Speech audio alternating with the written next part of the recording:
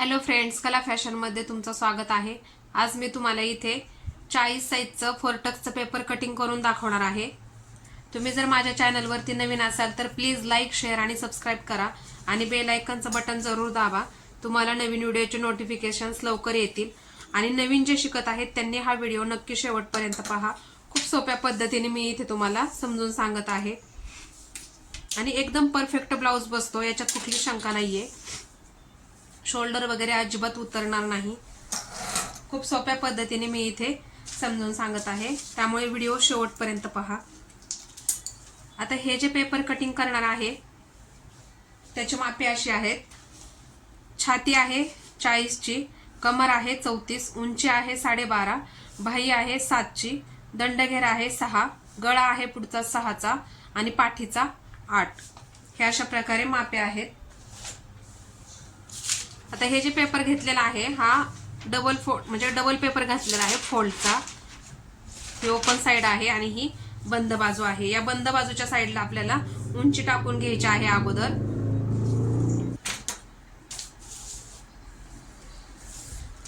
या ब्लाउजची पूर्ण उंची जी आहे ती 12.5 आहे। 12.5 प्लस त्याच्यात आपण नेहमीप्रमाणे 1 इंच एक्स्ट्रा घेतो शिलाई मार्जिन साठी, तर हे टोटल आपलं 13.5 इंच येईल।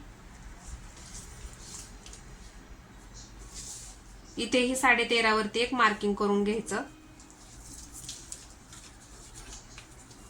आणि या स्केलच्या सहाय्याने ही सरळ लाईन जोडून घ्यायची।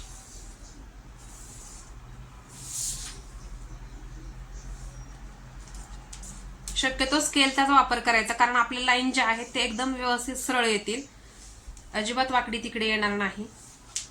आता ही पूर्ण उंची टाकून झालेली आहे, तर या साइडला शोल्डर टाकून घ्यायचा आहे।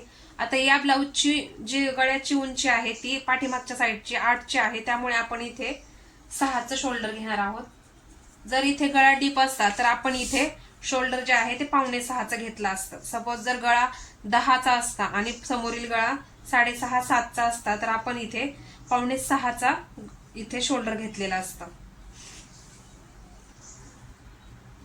आता इथे गळ्याची रुंदी जी आहे ती 2.25 टाकायची आहे।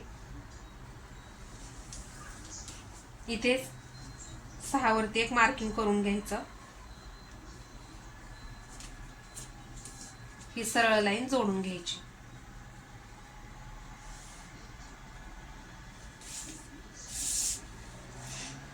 आता इथे या साइडला मुंड्याचं माप टाकायचं। आता शोल्डर जे आहे ती 6ची घेतलेली आहे आणि 6.5चा मुंडा घ्यायचा।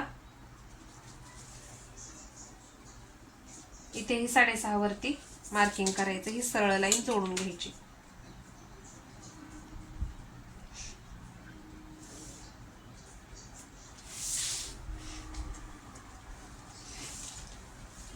आता इथे समोरच्या साइडला काय करायचंय, अर्धा इंच डाऊन करायचं आहे गळ्याच्या साइडला। इथे अर्धा इंच डाऊन केलेला आहे, कारण आपला गळा जो आहे ते उतरणार नाही। काही काही बघा शोल्डर उतरतात, त्यामुळे काय करायचं, गळ्याच्या साइडला नॉर्मलचं असं अर्धा इंचावरती डाऊन करायचं आहे। आता इथे गळ्याची उंची जी आहे ती 6ची आहे। 6 प्लस त्याच्यात अर्धा इंच एक्स्ट्रा घ्यायचा आहे, कारण हे आपलं जे वरती आपण हे अर्धा इंच का घेतो, वरच्या साइडला आपल्याला हे शिलाई मार्जिन मध्ये जाणार आहे। आता इथे 6.5 वरती एक मार्किंग करून घ्यायचं। गळ्याची रुंदी जी आहे ती 2.5 इंचावरतीच घेणार आहे। तुम्हाला जर गळा रुंदी अजून पसरून हवी आहे, या साइडला खालच्या साइडला असा गोलाकार घ्यायचा असेल तर तुम्ही इथे 2.25 वरतीही मार्किंग करू शकता। तर मी इथे 2.5 इंचावरती मार्किंग केलेलं आहे।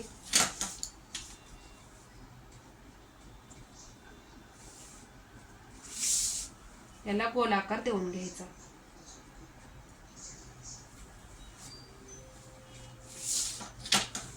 आता इथे आतल्या साइडला अर्धा इंच आतल्या साइडला घ्यायचं।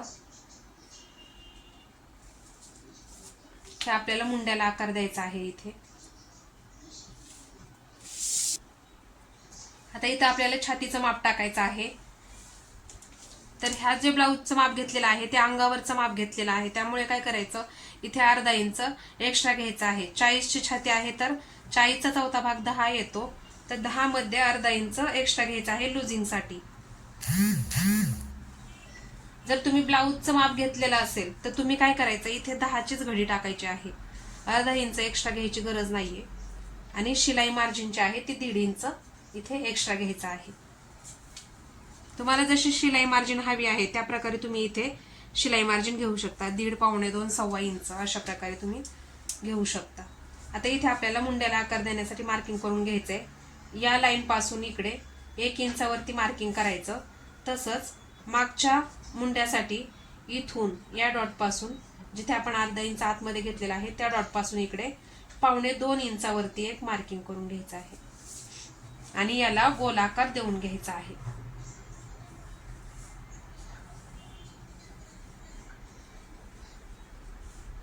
इथे आले की या साईडला आपण अर्धा इंच डाऊन करायचा आहे खालच्या साईडला, म्हणजे आपला जो मुंडा आहे तो तटणार नाही, एकदम व्यवस्थित बसेल.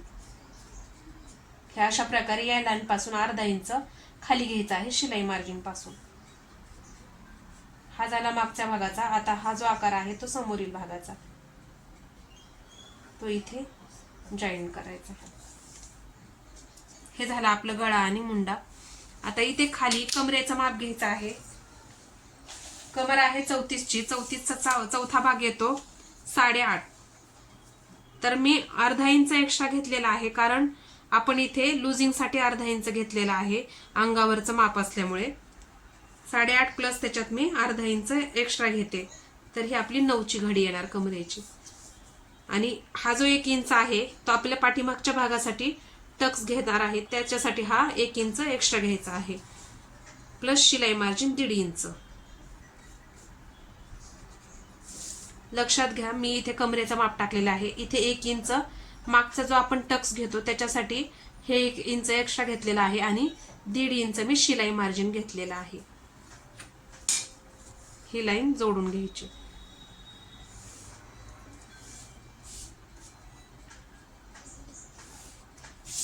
हे आपलं शिलाई मार्जिन झालेलं आहे. आता इथे काय करायचं आहे, क्रॉस पट्टी काढायची आहे. तर क्रॉस पट्टी जी आहे ती मी इथे 2.5 इंचाची घेणार आहे. इथे 2.5 इंचावरती मार्किंग करून घ्यायचं, 2.5 इंचावरती.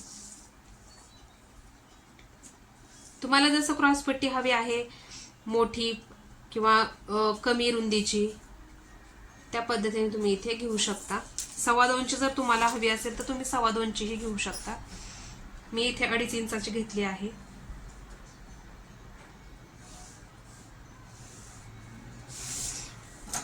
आता इथे काय करायचं आहे, अर्धा इंच एक्स्ट्रा घ्यायचा आहे.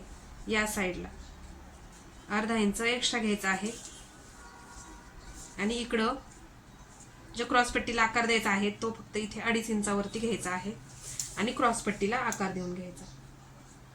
थोडासा गोलवा आकार द्यायचा इथे. ही झाली आपली क्रॉस पट्टी तयार. आता इथून जे आपण मेन डॉट घेणार आहोत कटोरीसाठी, तो इथे 3.25चा घ्यायचा आहे. 3.25चा मेन डॉट घ्यायचा. इथे वरती 1 इंच घ्यायचं.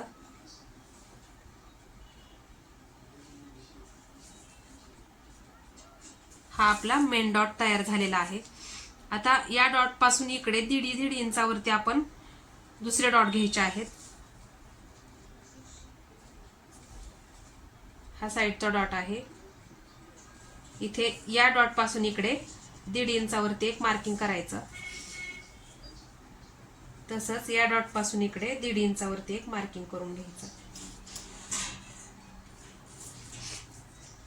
आता या डॉट पासून इकडे 2.5 इंचावरती मार्किंग करायचं.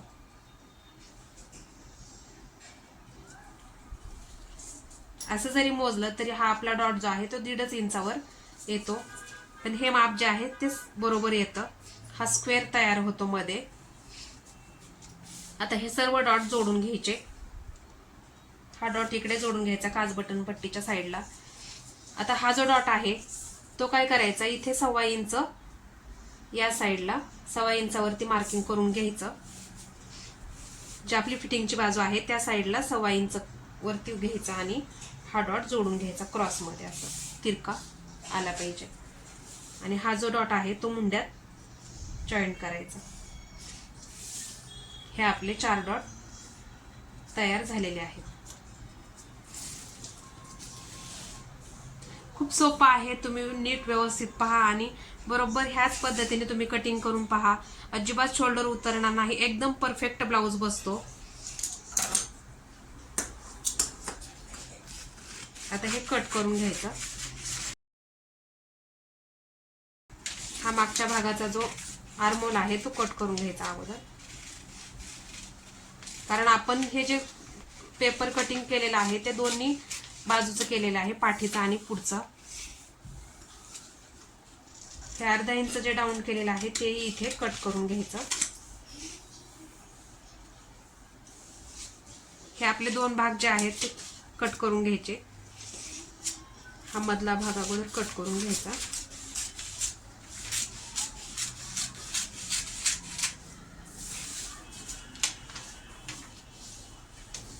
हा झाला आपला पाठीचा भाग आणि हा समोरचा भाग. सर्वात अगोदर काय करायचं, ही क्रॉस पट्टी कट करून घ्यायची.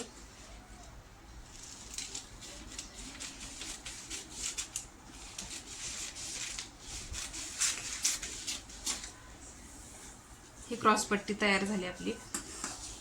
आता हा जो समोरचा भाग आहे आर्महोलचा तो कट करून घ्यायचा.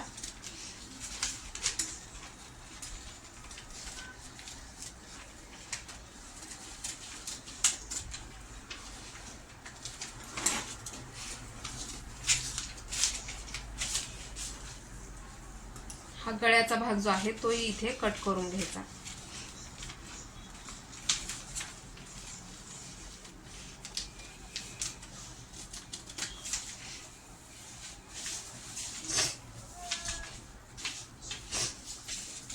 हे जे 4 डॉट आहेत इथे कट मारून घ्यायचे, ह्या 4ही डॉटला. कारण आपण कापडावरती ठेवल्यानंतर हे डॉट जे आहेत ते व्यवस्थित आपल्याला मार्किंग करता आले पाहिजेत. त्यामुळे ह्या डॉटला असं कट करून घ्यायचं. हे 4ही डॉट जे आहेत ते आपण कट करून घेतलेले आहेत.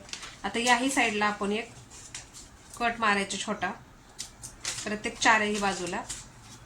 म्हणजे कापडावरती ठेवल्यानंतर आपल्याला पुन्हा ते मापे टाकायची गरज पडणार नाही, फक्त मार्किंग केलं की झालं.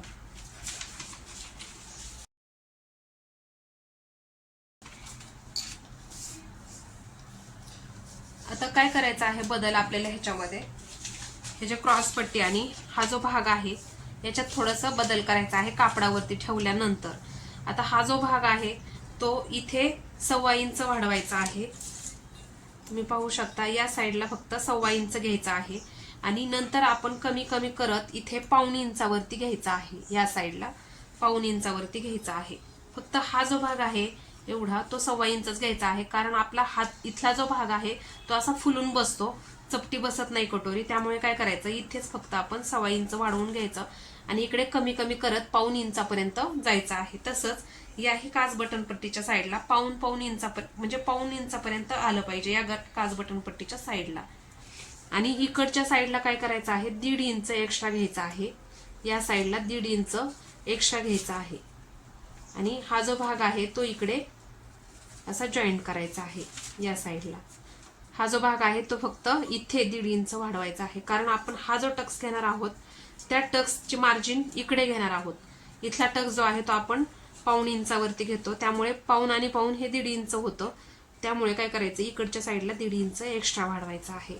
हे अशा प्रकारे आपण हे फक्त एवढा बदल करायचा आहे. हे 1.25 इंच इकडे वाढवायचं आहे. तसंच याही साईडला 1.25 इंच वाढवून हा अशा प्रकारे आकार देऊन घ्यायचा आहे. कापडावरती आपण एवढाच बदल करायचा आहे. हे इकडे 1.5 इंच आणि इकडे हे 1.25 इंच, इकडे 1.25 इंच आणि इथे फक्त एवढा भाग जो आहे तो फक्त 1.25 इंच वाढवायचा आहे. एवढाच बदल इथे करायचा आहे. आता इथे क्रॉस पट्टीला काय करायचं आहे, खालच्या साईडला 1.25 इंच वाढवायचं आहे. खालच्या साईडला फक्त 1.25 इंच वाढवायचं आहे.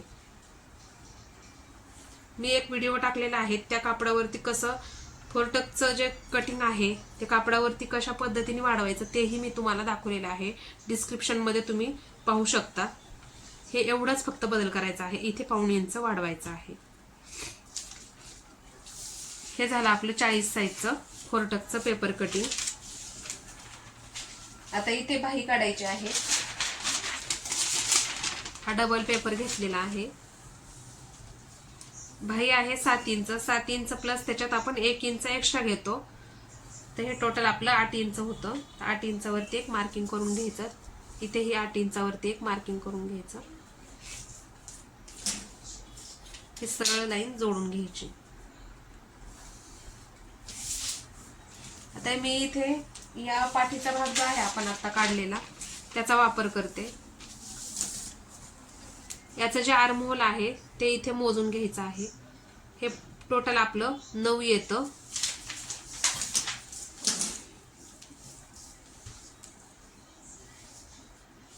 नऊ प्लस त्याच्यात अर्धा इंच आपण एक्स्ट्रा घ्यायचं, म्हणजे हे 9.5 वरती मार्किंग करायचं.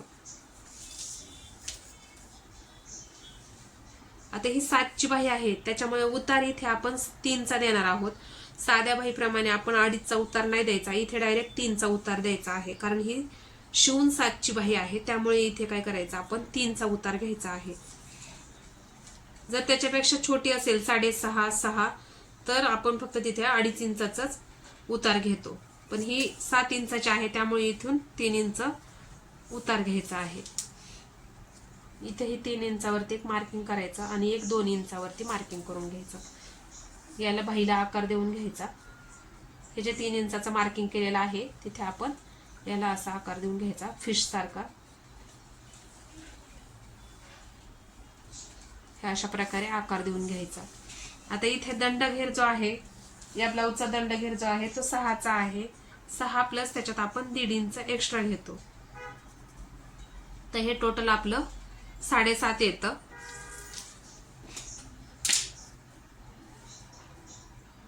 ही लाईन सरळ जोडून घ्यायची. तुम्ही पाहू शकता 1.5 इंच एक्स्ट्रा घेतलेला आहे.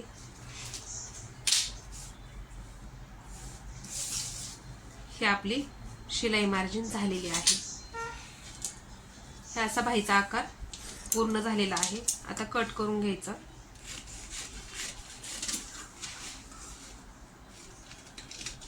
हा जो भाग आहे पाठीमागच्या भागाचा तो गोलाकार कट करून घ्यायचा व्यवस्थित. बाहीला व्यवस्थित आकार देण्यात आला तर बाही आपली व्यवस्थित बसते.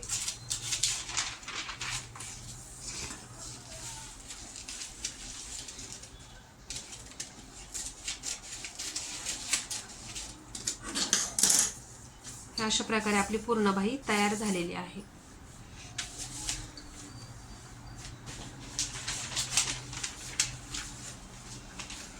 फोरटक्सचं आपलं पूर्ण पेपर कटिंग करून झालेलं आहे. तुम्हाला जर माझा व्हिडिओ आवडला असेल तर प्लीज लाईक, शेअर आणि सबस्क्राईब करा आणि बेल आयकॉनचं बटन जरूर दाबा. तुम्हाला नवीन व्हिडिओचे नोटिफिकेशन्स लवकर येतील. आणि नवीन जे शिकत आहेत त्यांनी हा व्हिडिओ नक्की शेवटपर्यंत पहा. खूप छान पद्धतीने मी इथे समजून सांगितलं आहे आणि परफेक्ट ब्लाऊज बसतो. तुम्ही नक्की करून पहा. हे तुम्हाला जर या पेपर कटिंग मध्ये काही डाऊट्स असतील तर कमेंट करून तुम्ही नक्की विचारू शकता. आणि प्लीज या चॅनलला लाईक, शेअर आणि सबस्क्राईब करा.